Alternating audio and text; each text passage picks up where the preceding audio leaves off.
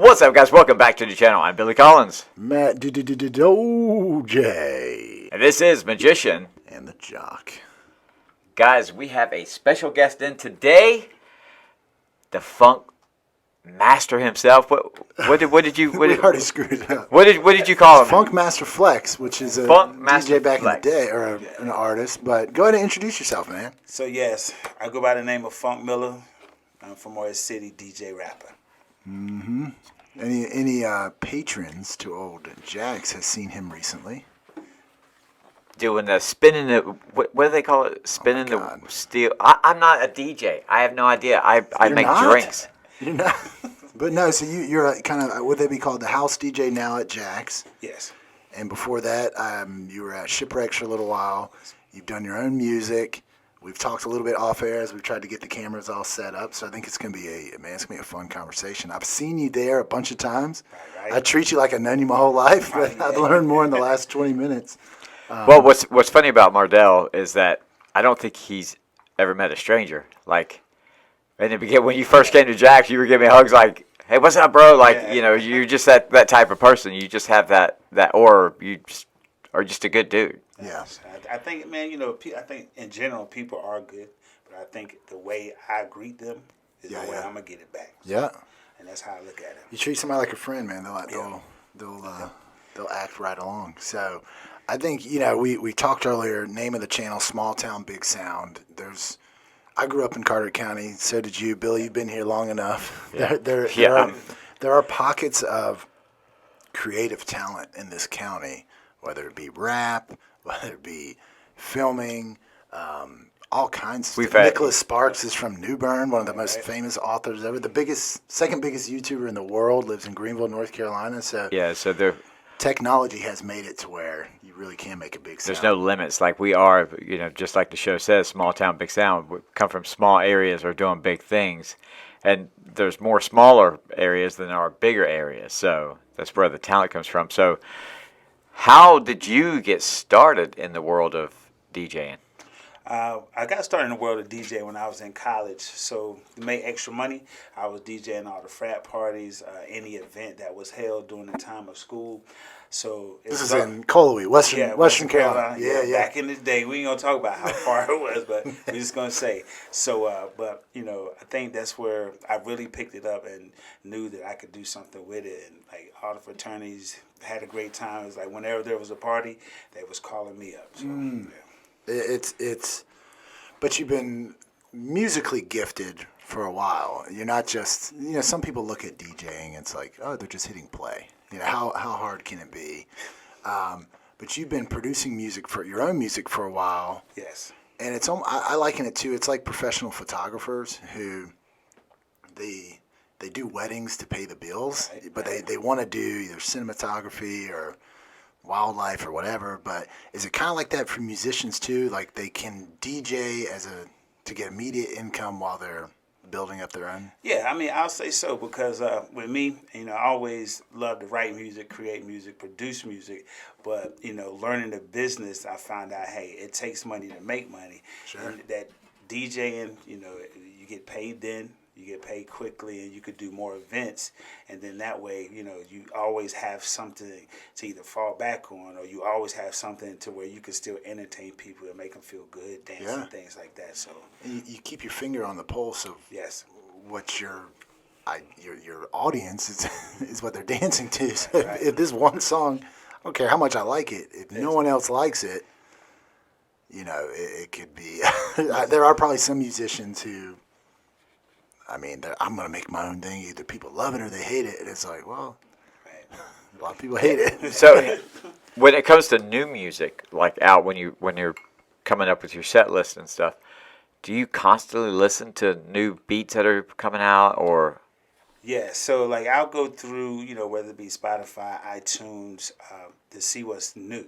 I always go to the Music Billboard Top 100, Top 200, and just, because sometimes it might be a song that's out, a couple people in the club, they might have heard it, but then everybody else may have not heard it. So, I even go to, different genres like dance music because, you start playing the same thing all the time, or you play the same playlist every night, it's definitely going to get boring. Yeah. Yeah. But there are songs, I'm assuming, that some staples. Yes, yes, definitely, yes. If I need to get it started, Yeah, I'm not going to take a risk. I'm going to get it started with this song. Always. You have those songs like No Hands by Waka Flocka. You got F You Crazy by CeeLo Green, things like that. Yeah, by Usher. Those are the songs that you, The Macarena. right. Hey, the Wobble, all of them. That's right. You can never go wrong with none of those songs. I think those are songs that will continue to be played to the end of time. Yeah. So I don't think they're going nowhere. It's always a crowd starter. You even got some oldies like probably with our parents' time that you can play. Yeah. That even get the crowd started. So Dude, Michael Jackson, Prince, it is how nerve-wracking. So it's a crowd you've never performed in front of or DJ'd for. I mean, I'm guessing are you naturally good at reading people? Like you can see a crowd real quick and say they're gonna like this song. Yeah. So based on all the dudes have their shirts tucked in, they're probably this song's probably gonna do pretty well. Most definitely. I'll say the hardest. So I did a Christmas party, New Bern Country Club. So, I started playing the regulars, the wobbles, things like that. By Usher. It was like, no, we need river dancing music. He's like, yeah, I got you. He's like Googling, what is river dancing? I started Googling like ASAP. Some of the people, they gave me some songs. And then when I went to my DJ software, man, I had like so much river dancing music. Oh, yeah. But I will say this, after 3 hours, they had me tired. They were still going, but I was tired. Dude, I've said on the show before, DJ'd like family events or whatever, and I DJ'd my uncle was turning 70, he had a pirate party. Oh, wow. So I was looking up like shanties, and I'm like, yeah, I'll DJ it. And I'm thinking, there's probably 10 pirate songs in the world. I mean, I'm Googling like Pirates of the Caribbean soundtrack. But with the way YouTube and Apple Music, it's like, hey, if they like this, they'll probably like this. And it's amazing. The suggestions. How many niches there are Yes. and how many songs. Do you feed off like the crowd too, right? Oh, I mean, yes. It's like a power kind of. Yes, when you're DJing, especially I like it at Jack's because I'm high up and I can just see everything. It just gives you, you're looking at people, you're seeing what they're dancing to. You can see when people get a drink, you can see where they start running back to the dance floor. It's just one of those That's things. a good feeling. Yeah, it is. When it clears out and they're like, oh, wait, watch this. Yeah. And so, You can see when Billy's pissed off. Yeah. Turn the music down. Sure. But yeah, it's definitely a great time. I think, especially since I DJ in between bands, so that second set from like 10 to 10:30 for me is like the most important because I believe when a band takes a break, like I have to keep them there. You gotta keep the energy level. Yeah, like I have to keep them there, and so I'm always, from the time I take the first break, I'm like, okay, I might go and get on my phone, like, what new song is out? How's this beat? How will it play with this beat? It's just something that's energetic. And, like, I've always played, like, new dance music. Yeah. But, and I see in the crowd, like, half the crowd know it. The other half of the crowd doesn't, but it still goes well. So it's always, I'm taking a risk, but it's just something that you have to do because you play the same songs every single time, it gets old after a while. Yeah. I think a lot of it's too like, what are the chicks gonna like? Yeah. Oh, most definitely. Because if they're, oh, then this, Yeah, that's like that's exactly. it's like the women turn into zombies, dude, and they're like, certified freak, 7 days a week, and all the dudes are, I don't like this song, and I'm like, yeah, I like it, dude. So how do you deal? Like, so as a bartender, we get aggravated when somebody comes up and says, "Hey, I got a drink from Chili's. Can you make it?" Do you get aggravated when people come up and request that songs? one song, you're like, you're gonna have to narrow it down more than that. Yeah. Right. I don't really get aggravated. I know they're there to have a good time, and I try to tell them, say, hey, I already got requests now, but I'm definitely going to try to get to I got you. I got you. But I do like, sometimes they'll come like, man, I'm just sad.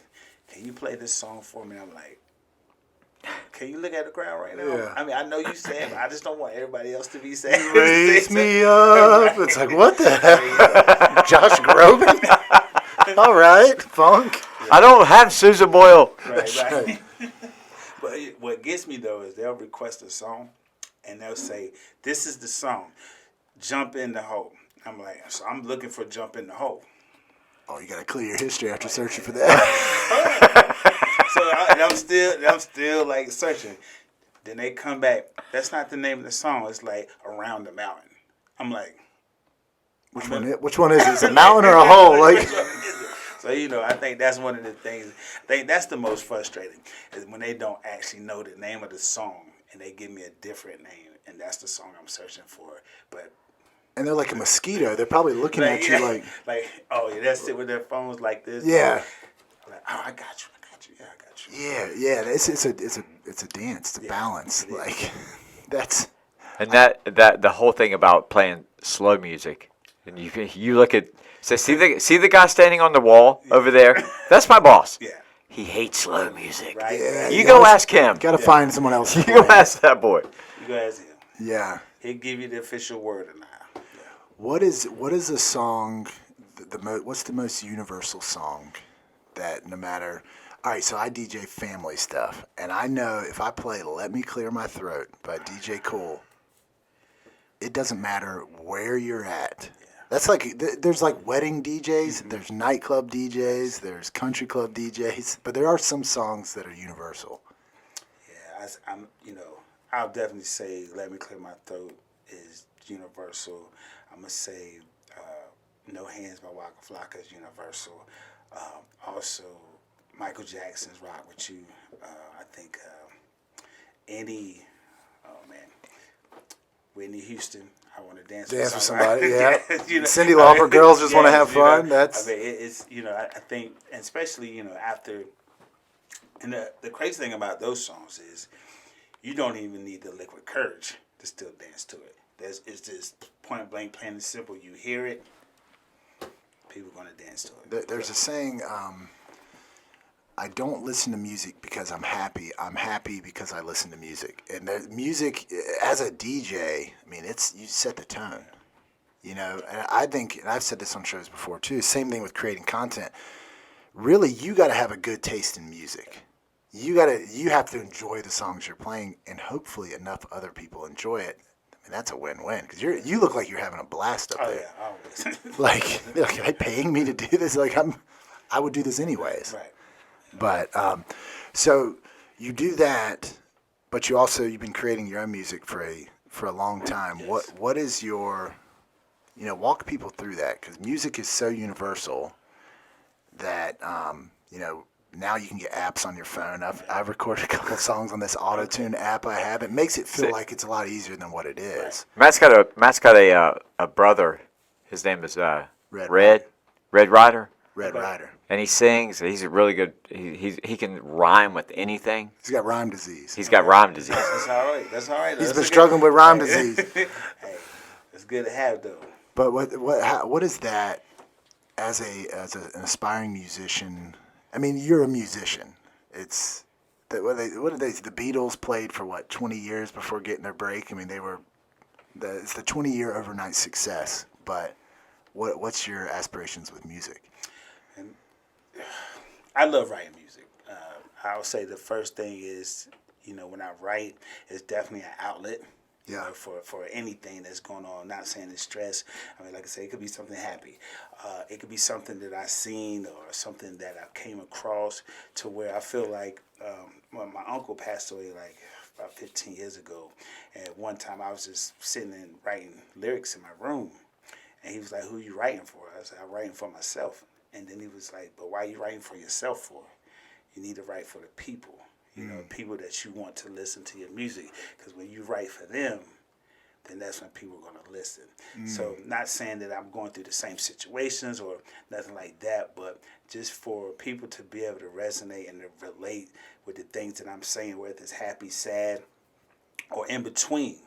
You know, I feel like, you know, I may have made them happy, or may have helped them get through whatever they was going through when they listened to my music. Yeah, there's something Matchbox 20.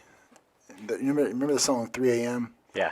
And there's an acoustic version of it with Rob Thomas on YouTube, and he was just doing it with the piano, and he explained what was happening during that time, and he goes, you know, I don't like to explain always because it loses the universe, like how universal a song is when the singer gives the meaning, but it added another layer. But if I had never known that, like that songs have to be cryptic enough that anyone can, you know, it's going to apply to them, or It's they apply yeah, a it's breakup their to own it, or- interpretation of the Yes. song. Yeah. Yeah. And so do you hear songs all the time? In my head, yes. Like And you see something, you're like, oh, that's kind of catchy. Yeah, We yeah. go write that down. Yeah, I do.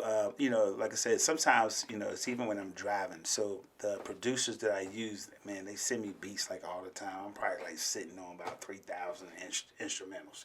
So I'm riding in my car, I'm listening. And the only time I really listen to other music is when I'm DJing. Like I never listen to nothing on the radio or anything. So, you know, I don't want to sound when somebody hears me, they say, "Oh, he's trying to be like Jay-Z," or "He's trying to be like this." Yeah. And I run from them and say, "Oh man, you know, what you do is what you do." He's like, "Man, you remind me of a Jay-Z, or you remind me of a Kanye West, or something like that." There's But so many not- out that you're Yeah, going to sound yeah. similar to Yeah, someone. similar to someone, Impossible, yeah. You know, but I don't want to. My thing is, I don't want someone to say like, "Well, man, you're doing exactly what they do." No, I'm doing what I do. It may sound like it, but it's me, and I'm putting my flavor, my funk on it. So that's what I said. So Funk, yeah, dude. Putting that funk on That it. Phunc Milla. That funk. So what do you, when you're in the car, do you listen to Magician and the Jock, right? It's your go-to yes. podcast. Yeah, I know. That's what we're here for. Definitely, We're That's- here hey, to that's- motivate people. Exactly. He's like, I'm looking for a hit record in those episodes. Oh, boy. Matt Doja. That's the hook right there. Boom, boom. But yeah, I mean, it's like comedians. Yeah. They find the funny in everything. You know, they have a book. Mitch Hedberg had that joke where he'll think of something funny and he'll write it down. But if he thinks of something funny, he doesn't have a pen and paper. He has to convince himself it's not funny so he can forget it. Is it like when it's funny. I love musicians. Who's the Edwin McCain? Remember that song he wrote, "I'll Be Your Crying Shoulder"? He told the story of that. He was at a bar in Chapel Hill, and he heard this drunk guy was talking to a girl. He said, "Baby, I'll be your crying shoulder." And he said, "Bartender, napkin, please." I gotta write this That's down. where he came up with that hook. Was he just overheard?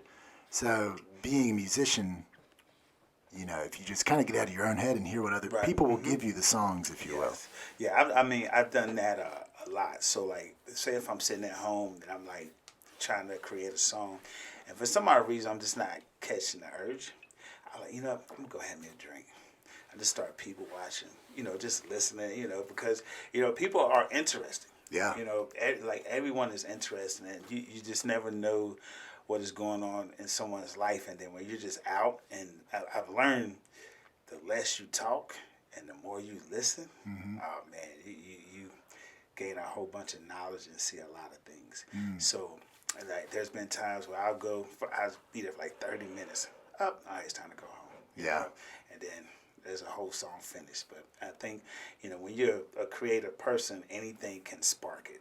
Yeah. You know, so. What was that line? I got writer's block because anything I write for the block is right for the block. Was that from? Was that Jim Jones or? Yeah, something like that. Yeah. Who's some of your favorite artists? So Jay-Z, Kanye, West, Outkast, Ludacris, some that passed away like Big L, things like that. Word of mouth, dude. That was my album, Ludacris, back in the day. Yeah. And he started out as a DJ too. So yeah. Really? Yeah. Is he still? He's still rocking. He's an actor now. Yeah, he's acting. He's a big time actor. Oh, that's true. Yeah, he didn't have time for that. Is that where you're headed towards? One day you're going to be on the big silver screen. Hey, who wouldn't want to be, right? Hey, you're there, baby. I know that's right. Yeah. It's just entertaining. That happens to be. I think we're all artists, but we have, and this sounds so lame, it's like a Pinterest quote, but you have different canvases. So some people write, some people sing, some people, landscaping is their art. Other engineers, they can create stuff like that, creating content like this. And I think we were, as a believer, we were created by a creator to create, right? It's the Bible says God calls things that are unseen like they are seen. It's similar probably in your head. There's like a song, you're like, dude, that's a hit. And I can't explain where it came from. It just came. So it's those sparks of genius, man. It's a gift and a curse. You got to keep a notebook with you. Yeah, got to. Yeah, I was listening to Richard Marx one time on an interview, and he said that he would call. Oh yeah, forget. No, I'm saying, watch your hand in front of the camera. Oh, gotcha. Yeah. But he would think of a song, wouldn't have a pen and paper, so he would just call his house and leave it on the answer machine or leave it on his phone. So, but yeah, because you never know when it hits. I mean, the creativity. I'll wake up or I'll be driving, and I'm like, that would be good for the show, or this person would be good for the show. And then I call Matt, and he's like, that sucks. Yeah. Bruh, it's tough. It's tough. No, but yeah, they're not all gonna be hits. But Earl Nightingale talks about that. Like, you have probably five ideas every day. Now, 90% of them are probably crap. But if you wrote down each idea, eventually, what Mark Cuban said, you just got to be right the last time. Yeah. You know, like, and that's it. But it's being observant. I can tell you're very observant. Oh yeah. Which is, we've talked about going out. It's like a social experiment. You know, especially when people start drinking, it gets rid of that, I don't know, the mask they put on in normal life. And it's very primal. When I'm watching people behind the bar, and I'm like, God, do I dance like that when I'm drunk? Good Lord. Dude, we were out the other night, man. I think you were DJing at the time, and I was doing this, and someone looked at me and said, dude, you're dancing in slow motion. Like, my feet were cemented to the ground. I'm like, what? Like, I think I got hit by a tranquilizer, dude. You hear all the bands. Which one's your favorite? Wow. My favorite band has played at Jack's. I like the DeLoreans. They're really good. That's my favorite. favorite. They put on a good show. Yeah, they really do. They're awesome. I think there's been some bands that they might talk too much a little bit sometimes, or like I think they've been in a jam session in their garage and forgot there's people. Like they all turn their backs and just like I don't know. Right. To me, that's like one of them things. He's just such a light being, and I say this because light will always trump dark. So consider how you live your path. We went right into motivation. I know, right? Yes. Sphincter vision? Wow. We told you to clear your history. I was like, God's a woman? What? What's happening? But I like the DeLoreans a lot. I think there's a. So you're looking at the guys for like crowd interaction. Yeah, I mean, you always have to, because you know. I mean, you're not playing for yourselves anymore. When you're on stage, you like what you're doing, and I feel like at any point in time, you just have to keep them engaged at all times. Even when you're switching songs, like if the lead singer's doing something, the bass player, the guitar should be saying something. Like, don't never leave. It's performance. Yes, it's start to finish. Yeah. Don't ever leave them, just with that break. I think it's almost like if I was DJing and I played a song and then I stopped, they had to see what song I was gonna play. Fell asleep at the wheel. You know what I'm saying? I mean, people be like, "Hey, what happened?" Yeah. And it's instant. It's instant. So I just think that there's You get a small little silence. They turn around like the Walking Dead zombies, like this.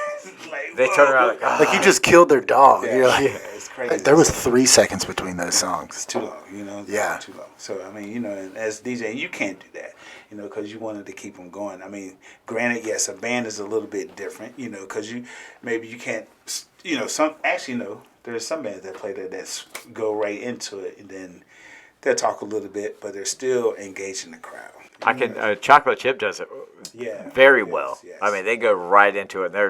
I mean, I love listening to them. I love the DeLoreans too, but Chocolate Chip just goes right into. So those I think sometimes those breaks just draws a little bit of energy out. It can be kind of terrifying because I'm sure you've had where you black out, not black out like drunk. You're like, I'm not sure. You don't have that confidence what to push next. Sometimes just I'm sure you've had some nights where you can go 3 straight. Every song's a hit. It's a banger, and if it's not, you can transition it real easy and like, oh, that was a remix of a shitty song and a good song. All right, good. Right. And then there's probably other nights where you're like, man, I'm not fit. This crowd is hard to read, or But I mean, people are coming to Jack's to have fun. Right. Exactly. It's not like a dry wedding. Like, can you imagine any worse of a DJ than a dry wedding? Oh God. Oh, good Lord. You know what? I've been to one of those, by the way. How was that? You just did one, didn't you? Yeah, like you were telling me about it. Yeah, that was not fun. I just don't get me wrong. I enjoyed the crowd and the people. You know, I played great music, but there was just. I mean, I think it ended early. I think half of the people ended up at Jack's that night. So you know, it's definitely, it was different. Yeah. Was anybody dancing, or was it just? I mean, yeah, they were dancing, but it wasn't like. Actually, the weekend before that, I did a wedding, and the bride, like when she booked me, she said, "Do you drink?" And I said, "Yes." She said, "Because if you don't drink, you can't DJ my wedding." I was like, "All right." So get there. I mean, no, I don't. Right, you know. So we get there. Oh my gosh, it was shot after shot after shot, and my good friend, he actually covered for me at Jack's that night. I was gonna play. Yeah. I was like, Josh, he said, "Yeah, it don't look It was like Drunk Miller, it was Phunc Miller, it was Drunk Miller. Drunk Miller. Yeah, it was. I was like, yeah, we. And then he remembered whose wedding it was. He was like, "Oh yeah, you don't got a DJ. You're good." So they weren't drinking, but they were feeding you. Yeah. Well, no. At that wedding they were, but the weekend after that there was no drinking. I was like, it was very calm and you know, down to earth. And Here's another great smash hit from Michael Bublé. You guys hit the dance floor, please. And then followed country roads, take me home. It's like, where's the blanket? You dim these lights a little bit? Which is a great song, but don't get wrong, so it was good. So being in music, and you've been around in a pretty critical part of history when it comes to music. You think how much technology has changed since you coming up through high school in the 90s. You know, that was kind of the initial with tech. Now, I mean, this is stronger than all the computers in your high school combined. Right. You know, there's an app I can do that automatically syncs your voice, gets it on the right key. I mean, it does it all. So you've seen through that, but I'm guessing you've written music, but you've had to produce it. I'm guessing you've probably created hundreds, if not thousands, of your own beats. What's your favorite part of the whole process? Writing music, like the actual lyrics. So the music, the beat, man, it's great, and the actual producers I use, Jay Stubbs, Jay Bird, and Rob Swan, all great, all different. But when I can actually write something to something they wrote, it feels like it's like a collab. And it's like me and this person are working together to do something for like a greater good, greater purpose.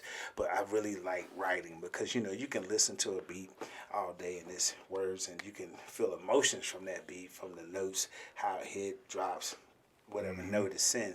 But when you add lyrics to it, it brings it to life. It brings it to life, a whole nother dimension. You know. So you hear a beat, then write? Yes. Or have you written and like went out and tried to find a beat? Yes, I have. Yeah. So you've done both. What's easier? I like really writing to the beat. You know, I think especially for the hook. I mean, the hooks. Yeah. Is that the hardest part? A good hook. Yeah, a good hook is probably the hardest thing about the whole song. Yeah, because there's a lot of rappers, they can just do bar after bar after bar, but like Drake is a beast at hooks. Lil Wayne, you know, these guys with staying power. Right. That's what people remember, anyways. Is the hook. I mean, the hook is what catches them. You Yeah. know? Like, you know, you can hear a song, and the crowd is dancing, but as soon as the hook come on, everybody's singing. You know, then the hook goes off, it's just back to dancing. Then the hook come back on. So I think you know, just music in general is so strong. You know, it makes you wonder, like, if there was no music, like what would be in the place of music, like, you know. Yeah, I mean, it sets the tone because you have emotions anchored to music, so you can hear a song and it'll take you back to a party in high school, and like you've collapsed time in your mind. It's not a memory, like you're actually experiencing that at that time. You know, it's pretty powerful. And that is the fun part of it. There are universal songs that everyone's heard, and you know they felt some kind of way about it. And when that thing hits, like I can remember No Hands Waka Flocka, that came out when I was in New York. That's when it was huge. That was like the biggest. Every time that song plays, I'm taken back to that apartment in Hoboken, New Jersey. I'm like just getting ready to go out. It's crazy. It's kind of like, where were you when 9/11 happened? You can immediately remember. And that's a terrible comparison, but it's the same way with music. Who's some of your favorite artists now? So I would say the one I listen to the most is Outkast. You know. Okay, current artist. I know they're still current, but it's like say Pharrell or something. Okay, current. Oh my God! So that's hard because I'm not. But that's hard because they all kind of suck I mean, nowadays. and they sound the same. So I like Lil Dicky. Lil Dicky's creative genius. I like the song Freaky Friday. Migos. I'm gonna give them. And please understand, when I'm DJing, you know, it's different because, you know, I got to entertain the crowd. I probably will not. Cupid Shuffle's you're not listening to that when you're driving your car? I mean, you know, I tried to. It just didn't pay not to. that tree came close. Yeah. Yeah. But yeah, I mean, I like those artists. Like I said, you know, I'm not going to knock no one's hustle. You know, they are good artists. They have good music. And I just play, you know, when I'm DJing, that's the most times I listen to them, though. Yeah, because I mean, you really are feeding. If everyone else loves it, you'll love it. As a DJ, you're like, all right, this is pretty, because that's what you actually love. Yeah. It's awesome when it's a song you love, they love. Like, hey, y'all. Right. I'm sure like. Yeah, I like the what is it? Don't Stop Now, Dua Lipa. You know, that's a good song. What's it called? When they're like, if you don't dance with me now, don't stop now. Yeah, that was good. Ladies go crazy over it. Anything that the women like, I do. That's it. Like, Yeah. So. What's a song that people love that you absolutely detest? Like, you've tried your hardest. Cupid Shuffle. You know what? I do not play the wobble or the Cupid Shuffle unless it's been requested. Not saying I don't like it. And I know the crowd's going to always dance to it. You're going to deny us this line dance? I mean, I don't know. It's just, I've never been a fan of line dances, like, you know. But don't get me wrong, you know, the people. Oh, white people, we love some line dances, dude. Well, I'm talking about, like, you know, people. You just screwed up because you know I'm going to request the electric slide. No, don't get, like I'm so going to request that You this have a weekend. sign behind the bar. But no, like, you know, don't get me wrong, because I love, when I say. It's very repetitive. Right. Yeah. It's just as far as me actually doing the line dance, I'll probably be that person that's at the bar getting me another drink. But playing it, I'll do it. The people love it. So, you know, as long as they're enjoying their time, then I'm good. Do you listen to all kinds of music? Yes, I do. That's. Yeah. Remember the old burnt CDs back in the day? Like mine would be like Summer Jam would be like 50 Cent, followed up by like Keg in the Closet by Kenny Chesney, then followed up by like Chris Tomlin, like Christian music. It was like that mix, just ran hip hop, country, and like forgive me of my sins, like that order. Right, man. I feel like you couldn't be a musician if you didn't, like a real musician if you don't, like, you know. I know some rappers, they're like, man, why are you playing country for? I'm like, because it's music. I mean, the rap music and the country music has the same 1, 2, 3, 4 beats. So I mean, what's the difference? It's just spoken in a different way, delivered in a different tone. Notes are still the same, you know. So The structure and how excited were you when Honky Tonk Badonkadonk came out? Talk about the crossover. The crossover we didn't know we needed. But you know, It hits. But if you think about it, it's the same as I like big books and I can't lie. Can't lie, bro. That's true. It's the same thing. But the hardest part I had with that song is my mom's name is Rebecca. So, like, I said, oh my God, Becky. And I'm like, can we just use a different name? Like, this is killing me, man. Come on. Like, So let's get into a little different from the music. You're almost like I would say celebrity status because you're a DJ and you thousands of people see you every summer, and just like me and Matt, we have fans that we can go out and people are like, oh look, or as a bartender, oh you're not behind the bar, let me buy you a drink or stuff. What's that like? How do you feel when that happens? Do you get that a lot? You know, I mean, I'm not gonna say I consider myself a celebrity, but when people do see me, you know, they'll be like, "Why you not here? I wish you was back here, DJ." And I was like, "Well, I'm here, DJ. And this is where you need to come." But I think, you know, they, you know, kind of get you a drink and like, yeah, but let me get you a drink too, though. You know, I Right. try to be as humble and down to earth as I am, because you know, I'm like, man, you know, you're a person just like me. You know, I'm just doing something different. You know, because it might be something, you know, that you're a celebrity at whatever you do. So, I mean, I enjoy, you know, people that are, when I'm not DJing, seeing them, drinking, having a good time. It's just one of those things where, yes, I'm a DJ. Yes, a lot of people see me. I don't want that to make it seem like I'm different from anybody. You know, I'm still the same Phunc, Milla, Mardell. If you know me as Hiccup, I'm still that same person. You know, that's who what? I am. Oh, that's my nickname. Hiccup? Yeah, Hiccup. Surprised that one didn't take off. And you know what? What's up, y'all? We're here. Like, this guy, dude, you got to change that up, bro. Get this guy some water or scare him. We got to get rid of this nickname. Someone slam a door real quick. Seriously, though, but people didn't even know my real name until I was a junior in high school, because everybody called me Hiccup. Did you have, like, a really bad case of it? Or? Nah, yeah, well, so when I was young, like first born, I had the hiccups, and my dad thought I was dying, took me to the hospital, and at that point, he gave me the name Hiccup, and I've never had him again, but, and people be like, they'll be like, hey, man, you know Mardell? They be like, who? Hiccup. Oh, Hiccup. Yeah. I know that motherfucker. Oh, my God. Dude, that's for real. That's crazy. When I was they really knew my name was Mardell. you could be like Bill Hiccup, like Wild Bill Hitchcock. But Bill, like, dude, we have a Western. Dude, my buddy had the greatest rap name, and I'm so surprised. Like, we all had rap. Mine was Dirty D coming up. Was in a group called Head Fake Productions. We didn't make one song or didn't have a microphone or anything, but we were apparently had a beef with H Unit at West Carter. So, but my buddy's rap name, Wes Horn, if you're watching, Lil. Just little. This is so Lil. I'm like, this is the greatest rap. Lil. What's your rap name, Billy? I don't have one. Billy Balls. That's what I gave you then. Billy Balls. I forgot about Billy Z. Balls. Yeah, That's what it is. that's what it is. That's so. So what's next? What's the this? You work full time as what do you do full time? So I work with Easter Seals,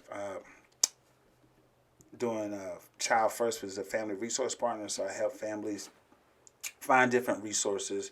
I'm partnered with a clinician. You know, we deal with children from 0 to 6. Just work on attachment and development and things like that. So, Like behavioral stuff or behavioral. You know, they don't have to have behavioral. You know, it could be like, you know, disabilities and things like that, or just anything with trauma. So we just try to help. The purpose of it is to prevent, you know, anything after 6 years old, you know, of having to do other services or things like that. So we try, and, you know, we know. how'd you get involved with that? Man, like I started working for Easter Seals about, 15 years ago now as a mentor. So, yeah. Why was that important to you? Man, because you mentioned your uncle before. How was man, he? I've always, man. So even when I was in college, during the summer we would do like the book reading programs, helping kids and things like that. I just always felt like, man, kids are the future, and if and sometimes there's always not too many positive people in their life. So I feel like, even though I'm not family, but if I can do something good for you that you'll remember, that maybe you can pass it to someone else, that means all the... Who was that in your life? So, man, well, I had 3 brothers. So growing up, and the baby brother was hell. Name Hickory, too. Stand a chance. I mean, but, I think, I could say there was a couple guidance counselors, my brothers, even... when I got to college, my wide receiver coach, his name was Mutt the Graffin Reed, and I think there's been many people that gave me gems throughout my way to allow me to be the person I am now. So, it's this was tough, man.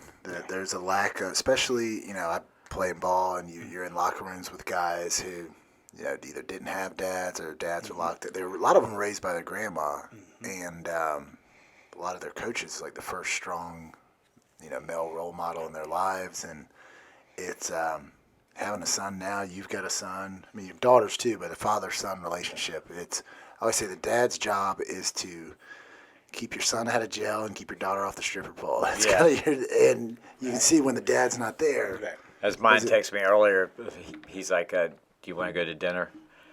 I'm like, "Yeah." So it's like. I told Mardell, it's like, how much is this going to cost me? That's right. It is a responsibility, man. Like when they say, do you have any kids? Yes, I have 3. Boys, girls? All females. Oh, Lord. And if you look at the back of his car, I saw it.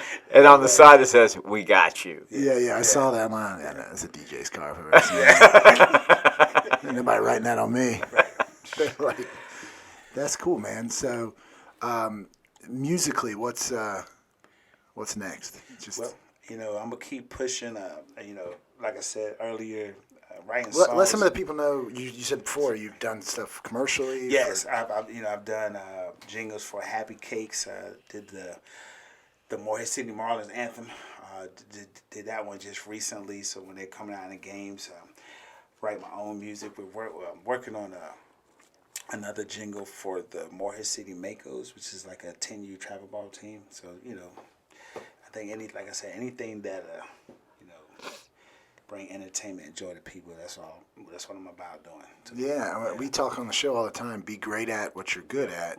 And like, that's your only chance really of greatness it's the class you got A's in without trying, right? Problem in, how the school system is created, you're going to get a tutor in the class that you struggle with, which makes sense, right? Like, fix your weaknesses, make your weakness a strength. You ever notice the second you take your foot off the gas with the weakness, it goes back to sucking. So you go from really bad at something to pretty bad, with a hell of a lot of effort. And I look at the people say, concentrate on your weakness, bring that up. Well, if you bring that up, you're bringing your greatness down to now you're just mediocre. Be great at what you're good at. Do that. Be strong. You're going to stand out from it. It's your only chance, man. Like, you're going to go from really bad at something to pretty bad at it.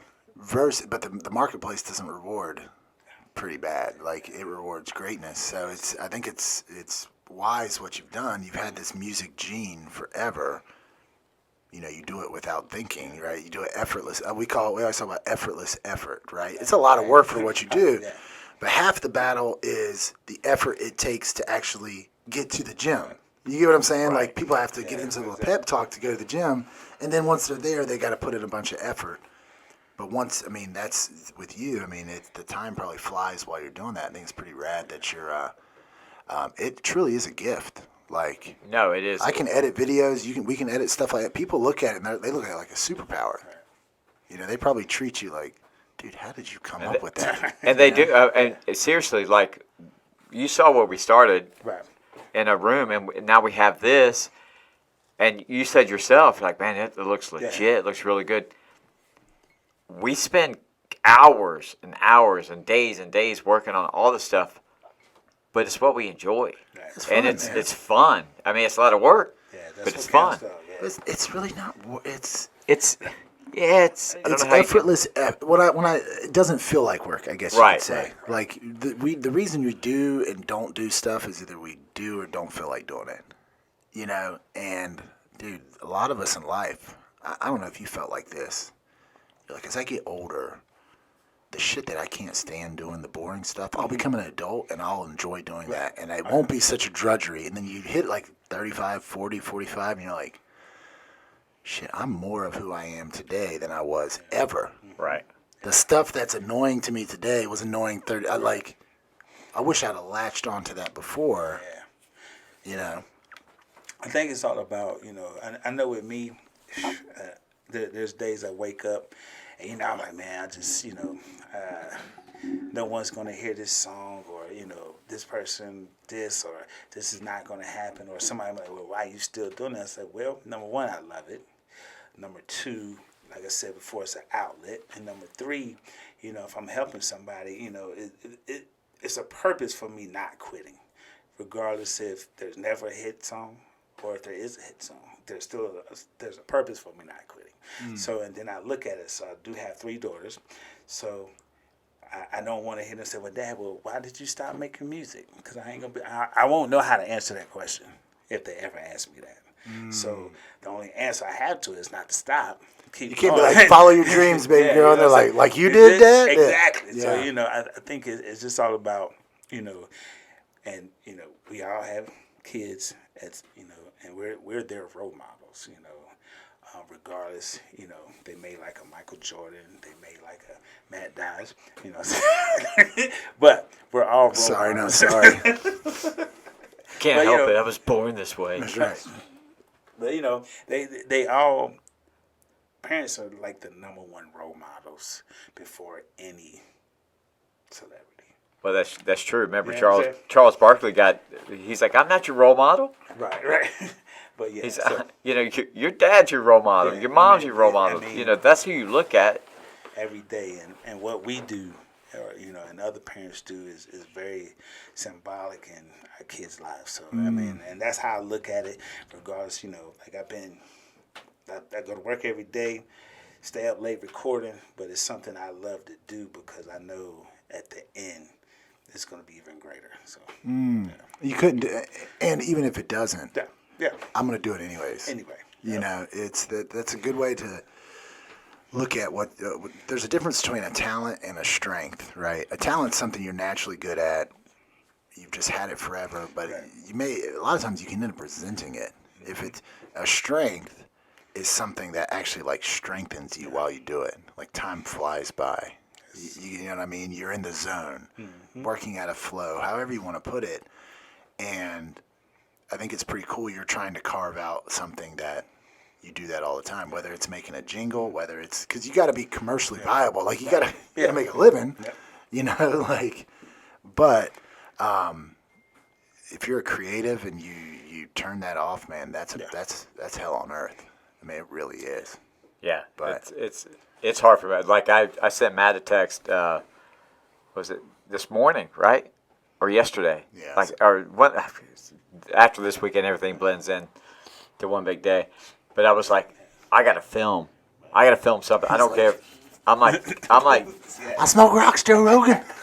I was like Dave Chappelle. My feet are strong. like I'm sitting there like just jonesing to film. I mean, because we're just so passionate about it, and it's like Matt said, it's not work. I mean, it's enjoyable. It's work not to do it. You know, yeah. You know, for a lot, there's a great book you probably really love. It's called The War of Art, and it talks about for writers, the hard part's not once you're sitting down writing. The hard part is to actually sit down to write. And once you're there, it just flows. You know, but life can get in the way. That's the one level playing field we all have is 24 hours in a day. You know, it's like why can this person in the same time frame achieve so much more? And me over here, you get what I'm saying? Right. Like, and I think it's find what you're naturally good at, what you enjoy doing, what strengthens you while you do it, and figure out how to only do that. And what's one thing that's rewarding to me about the channel is that cut off? I was just. Oh yeah. Yeah. But the thing that I find rewarding about our channel, and I'm sure you do with the music too, is like when you affect somebody not knowing. Like I've had a ton of people come up to me and say, "Hey, look, I felt bad about this, and I actually stumbled across your channel, and I felt so good." Or the Peyton interview, they're like, "Man, I just feel so much better about myself," and like, or they'll say, "I felt like such a loser because I've got all capabilities in the world, I'm not doing anything, and here's a kid that is moving mountains in a wheelchair." And to me, that affects me and says, we're doing something.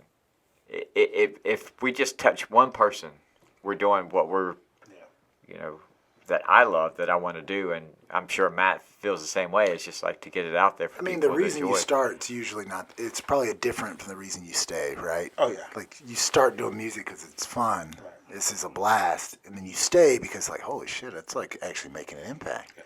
There's the old saying, you get lost in success and you get found in purpose. And that's, there's another great book, 20,000 Days and Counting, where they talk about we're all searching for our purpose. But the reality is this search is our purpose. It's a constant shedding of what's not you for whatever, Right. It becomes that way because as you get older, it's like time speeds up. You know what I mean? Going from 60 to 61 is a lot different than going from 10 to 11, just proportionally. Yeah. And it really does pick up speed. As far as we know, it's the only life we have, so make a dent. So, got a question for you, Mardell. If you had unendless funds, would you just do music? Or would it be something totally different? I mean, obviously, music's your passion, but is there? I guess what I'm trying to say is there a purpose further than the magic or the music? Yes, I'm never going to stop creating music, but one thing that I've always wanted to do was to create a nonprofit center where kids can go to, and where if they wanted to learn how to DJ, if they wanted to learn how to rap, even if they wanted to learn how to be a manager, whatever it is they wanted to learn how to do, that this center would house it. And it would be from 3 to 8 when they get out of school, just because I think the more, there's a lot of kids that I think that have talent that really don't either don't look for it, don't try to search for it, or someone told them that they can't do anything. And I think that, it's one good thing because, number one, they're not out doing something to where they get in trouble. Number one, it may be you take a kid that likes to talk all the time, and teacher's Johnny was talking too much today. All right, he may be a good manager. Teach him that skill or something. It's just like when you had shop and you taught somebody a trade. I think, and don't get me wrong, having a trade is a good skill and, something you can always fall back on. But if you can teach them something where hey, you could do this. You don't just have to settle for this. And that's one thing I've always wanted to do because, children are the future. And, I think the next generation is the generation that could change things, and I think that's always been something that I've always wanted to do. It's just invest in something of that to where kids can go and unleash any type of talent they have, dance, anything, all in one phase. So it's kind of demystifying the whole process too, because there's a really high perceived barrier to entry. Mm-hmm. People see this and they're like, oh, I could never do a show. I don't have all these cameras. And it's well, it starts first. You just got to hit record. But a lot of people don't have that. They don't naturally have that confidence to do that. You may have had it naturally. I don't care if it sounds like shit. Listen to this song. Some people are born with that. A lot of it's how they were raised, the environment they were raised in. But yeah, I think that'd be pretty cool. Chris said something similar to that. like a center as well. Yeah.